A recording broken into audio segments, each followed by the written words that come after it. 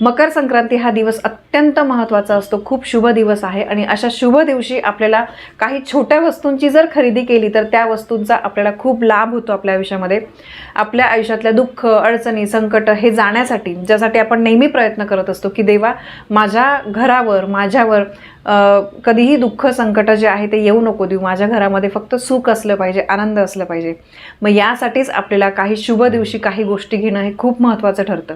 म्हणून मकर संक्रांतीच्या दिवशी तुम्हाला एक अत्यंत सोपी वस्तू घ्यायची आहे. आता बघा, सोप्या शब्दामध्ये सांगायचं झालं म्हणजे सूर्य जेव्हा एका राशीतून दुसऱ्या राशीमध्ये प्रवेश करतो त्याला संक्रांती करणं असं म्हणतात. आणि मकर संक्रांतीच्या दिवशी सूर्य जो आहे तो मकर राशीमध्ये प्रवेश करत असतो. धनु राशीमधून सूर्यदेवता मकर राशीत प्रवेश करत असतात, म्हणून त्याला मकर संक्रांती असं म्हटलं जातं. तर या शुभ दिवशी आपल्याला काय काय करायचं आहे मी सगळी माहिती तुम्हाला काल परवाच्या व्हिडिओमध्ये पण दिली आहे. या शुभ दिवशी सगळ्यात पहिले तुम्हाला अंघोळीच्या पाण्यामध्ये पांढरे तीळ टाकून अंघोळ करायची आहे. त्यानंतर तुम्हाला या मकर संक्रांतीला पिवळ्या रंगाचे वस्त्र घालायचे नाही आहे, ही महत्त्वाची गोष्ट आहे, ती लक्षात ठेवा. त्यानंतर तुम्हाला सूर्याला अर्घ्य द्यायचं आहे. तांब्यामध्ये पाणी घेऊन तुम्हाला त्यामध्ये पांढरे तीळ टाकायचे आहे, हळद कुंकू टाकायचे आहे, सूर्याला अर्घ्य द्यायचं आहे. यानंतर आपण बघा एकमेकांना तिळगुळ द्यायचं आहे, दान करायचं आहे. दान सगळ्यात महत्त्वाचं आहे. संक्रांतीच्या दिवशी दान केल्यामुळे बघा सूर्यदेवता भरभरून आशीर्वाद देतात आणि पितृदोष जाण्यासाठी संक्रांतीच्या दिवशी दान केलंच गेलं पाहिजे. गरजूंना दान करा, चालेल, तुमच्या यथाशक्तीने काही अन्नदान, वस्त्रदान, रक्तदान काहीही तुम्ही करू शकता, ठीक आहे. यानंतर दुसरी गोष्ट म्हणजे मकर संक्रांतीच्या दिवशी कुठली गोष्ट घेणं अधिक महत्त्वाचं आहे. तर सगळ्यात पहिले म्हणजे मकर संक्रांतीला झाडू घेणं हे अत्यंत फायदेशीर ठरलं जातं. एक बघा, तुमच्याकडे आत्ता पण बघा दिवाळीला झाडूची पण पूजा करतो, तर झाडू असेल तर तुम्ही फक्त घेऊन तो पूजा. झाडू आणल्यानंतर बघा, मी नेहमी सांगते नवीन झाडू तुम्ही वर्षभरात कधीही घ्याल तर त्याला कलावा बांधायचा आहे. म्हणजे जो आता आपण हातामध्ये लाल आणि पिवळा दोरा, देवाचा दोरा बांधतो, तर तो दोरा तुम्हाला झाडूला बांधायचा आहे. झाडूला हळद कुंकू अक्षता अर्पण करून पूजा करायची आहे, बस. आणि तो झाडू नंतर तुम्ही ठेवून देऊ शकता. जेव्हा जुना झाडू खराब होईल त्यानंतर तुम्ही तो नवीन झाडू तुम्ही वापरायला काढू शकतात. आणि झाडू आपल्या घरामध्ये, प्रत्येकाच्या घरामध्ये असतो, किती मोठं राहू द्या घर, 10-20 रूमचं किंवा 1 रूमचं असू द्या, झाडू प्रत्येकजण वापरतं. त्यामुळे तुम्हाला हा झाडू जो आहे वर्षभरामध्ये आपल्याला लागतच असतो. झाडू खरेदी तुम्हाला करायची आहे. त्यानंतर मकर संक्रांतीच्या दिवशी तुम्ही तुळस तुमची इथली खराब झाली असेल किंवा नसेलच तर तुळस नक्की लावा. हिवाळ्याचा दिवस आहे, बऱ्याचशा तुळशीच्या रोपांना बघा खराब होतं, ते म्हणजे पानं वगैरे पिवळे पडतात, तर त्यामुळे तुम्हाला तुळस लावायची आहे. त्यानंतर तांब्याची काही वस्तू तुम्ही खरेदी करू शकतात. तुम्ही तुमच्याकडे तांब्याचा छोटा तांब्या नसेल तो घेऊ शकतात, तांब्याचा ग्लास घेऊ शकता. त्याच्यानंतर बघा, तुम्ही तांब्याचं ताम्हण असेल देवाचं, ते तुमच्याकडे नसेल ते तुम्ही घेऊ शकतात. काही छोटी मोठी तांब्याची वस्तू तुम्ही घेऊ शकतात. यानंतर सवाष्ण स्त्रीचे जे दागिने आहेत तर ते पण महिला खरेदी करू शकतात. म्हणजे बघा, मंगळसूत्र खरेदी करायचं आहे, जोडवे खरेदी करायचे आहे, तुम्हाला टिकली, बांगडी काही खरेदी करायचं आहे तर तुम्ही मकर संक्रांतीच्या दिवशी ते खरेदी करू शकतात. त्यानंतर दुसरी गोष्ट महत्त्वाचं म्हणजे तीळ. थोडे शेका होईना तुम्हाला पांढरे तीळ जे आहे तर ते खरेदी करायचं आहे.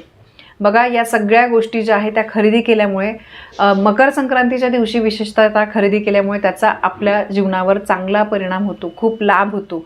आपल्यावर काही संकट, दुःख आले असतील तर ते जाण्यासाठी, त्याच्यावर मार्ग मिळण्यासाठी आपल्याला याचा उपयोग होत असतो. घरातल्या सगळ्यांची प्रगती होते, घरामध्ये सुख नांदतं, आनंद भरभराटी येते.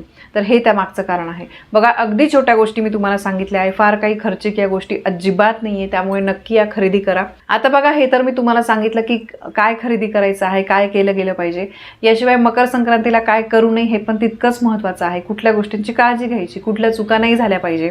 तर मी हे याआधी पण सांगितलं आहे, आत्ता अगदी तुम्हाला इन शॉर्टमध्ये सांगते. मकर संक्रांतीच्या दिवशी उशिरापर्यंत झोपून राहू नका. केस कापणं, त्यानंतर केस धुणं या गोष्टी टाळल्या गेल्या पाहिजे. दात घासू नये असं म्हटलं जातं. बघा, त्या दिवशी तुम्ही आपल्याला आता बघा जे आहे माउथवॉश मिळतं, माउथ फ्रेशनर मिळतं, त्या दिवशी त्याच्याने तुम्ही तोंड जे आहे म्हणजे दात जे आहे तर ते घासू शकतात. फक्त दातांना ब्रश करू नये असं म्हटलं जातं. पूर्वी कडुलिंबाच्या काडीने मकर संक्रांतीच्या दिवशी दात घासले जायचे, कारण माझी सुद्धा आजी सांगायची, ते मला आठवतं, त्यावरून मी सांगते. तुम्ही जुन्या लोकांना विचारलं तर ते सुद्धा हा नियम सांगतील. त्यानंतर या दिवशी बघा, कोणाचा अपमान करणं, काहीतरी घरामध्ये भांडणं, शिवीगाळ करणं या गोष्टी कटाक्षाने टाळल्या गेल्या पाहिजे. बघा, खरंच खूप आपण म्हणू की काय होतं, आणि नेहमीच हा नियम पाळला गेला पाहिजे, पण अमुक एक शुभ दिवशी तर पाळलाच गेला पाहिजे. घरामध्ये 4 लोक 4 विचारांचे असतात, प्रत्येकाचं एकमेकांची पटत नाही, पण बघा सणवाराच्या दिवशी आपल्या घरामध्ये आनंदाचं वातावरण राहिलं ना तर त्याचा प्रत्येक व्यक्तीला, घरातल्या प्रत्येक व्यक्तीला फायदा होत असतो. म्हणून घरामध्ये भांडणं वगैरे झाले नाही पाहिजे. त्यानंतर मकर संक्रांतीच्या दिवशी वृक्ष तोडू नये. म्हणजे तुमचं काही छोट्या मोठ्या कुंड असतील फ्लॅट सिस्टीममध्ये, आपण काय करतो, सुट्टी म्हणून काहीतरी गार्डनिंग करायला जातो, माळी बुवांना बोलवतो, झाडं वाळलेले काढतो, नवीन टाकतो वगैरे असं. तर जुने झाडं वगैरे काही असतील तर ते तुम्ही तोडू नका. तुळशी वगैरे पानं वगैरे जे आहे तर ते तोडू नका. तुळशीचं रोप तुम्ही लावू शकतात, चालेल, पण तुळशीचे पानं वगैरे तुम्हाला तोडायची नाही. त्यानंतर दूध देणाऱ्या जनावरांचं या दिवशी दूध काढत नाही. ब्रह्मचर्याचं या दिवशी पालन करायचं असतं. मांसाहार कटाक्षाने टाळला गेला पाहिजे. मांसाहार, बाकी इतर व्यसनं जे आहे तर ते या दिवशी कटाक्षाने टाळले गेले पाहिजे. तर बघा, आणि मकर संक्रांतीला सुगड पूजन पण करतात. ते कसं करायचं याचा व्हिडिओ नक्कीच मी लवकरच तुमच्यासाठी आणेल. तर या काही छोट्या छोट्या गोष्टी आहेत ज्याची काळजी घ्यायची आहे आणि काही गोष्टी आवर्जून करायच्या आहे. सूर्याला अर्घ्य द्यायचं आहे. त्यानंतर मी जसं सांगितलं तुम्हाला, पांढरे तीळ टाकून आंघोळ करा. झाडू खरेदी नक्की करा.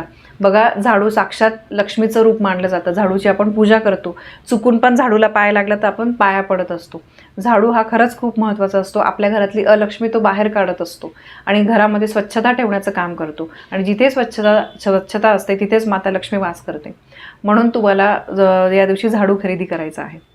तर बघा, ही मकर संक्रांतीला कुठल्या गोष्टी केल्या पाहिजे, काय टाळल्या पाहिजे, ही अत्यंत महत्त्वाची माहिती मला तुमच्यापर्यंत पोहोचवायची होती. माहिती तुम्हाला आवडली असेल तर व्हिडिओला लाईक करा, शेअर करा. आपल्या चॅनलवर नवीन असाल तर सबस्क्राईब नक्की करा.